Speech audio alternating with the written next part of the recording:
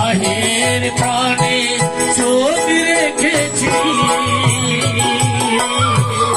আমি বাহির প্রাণে চোখ রেখেছি, হৃদয় প্রাণে চায় রে আমার আর মাঝে চোখেছি রে, দেখতে আমি পাইনি তোমায়, দেখতে আমি পাইনি, আমায় আর মাঝে লুকিয়েছি রে, দেখতে আমি পাইনি তোমায়, দেখতে আমি পাইনি।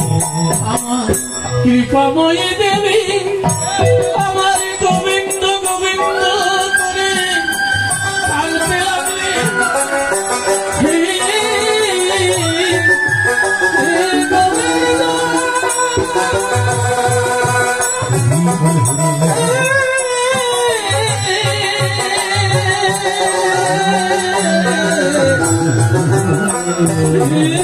গোবিন্দ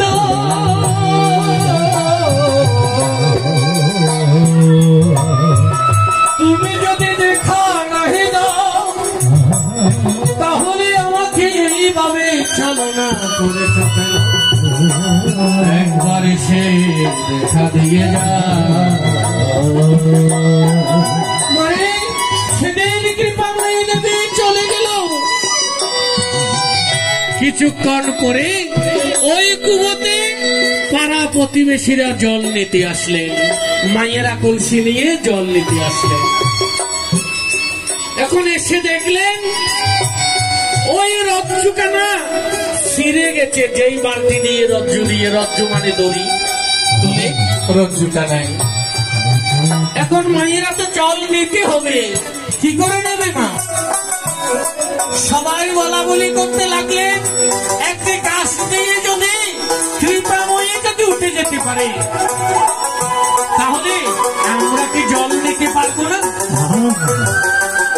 পাশে ছিল কলা গাছ, কলা গাছের পাতনা এনে, পাতনা মানে বুঝেন, কলা গাছ কলা ছিটকেল বলি আমরা, কলার ছিটকেল এনে কলসির কানানি বেঁধে জলের মধ্যে ফেলে দিলেন, এবার জল তুলবে।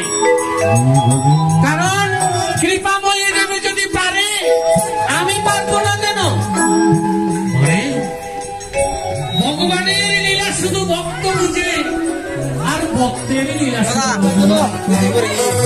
আর কি অহংকারী কি অহংকারী চিনতে পারে, ভগবান কি অহংকার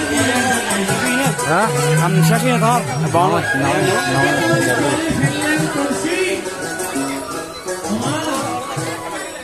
দিয়ে